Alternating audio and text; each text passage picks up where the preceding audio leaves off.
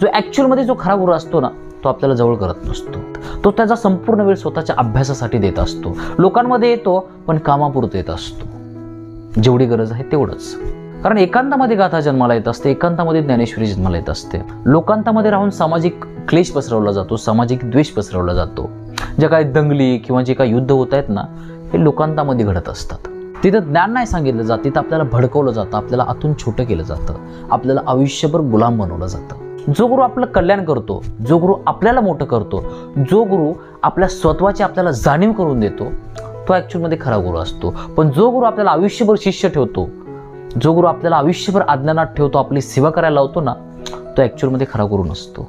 आणि जेव्हा पण आपल्याला गुरु करायचा असतो किंवा एखाद्याला फॉलो करायचं असतं ना, त्यावेळेस त्या माणसाचे शब्द बघा, त्या माणसाचं बोलणं बघा, त्या माणसाचं लिखाण बघा, त्या माणसाचं आचरण बघा. जर त्या आचरणामध्ये आपल्याला शुद्ध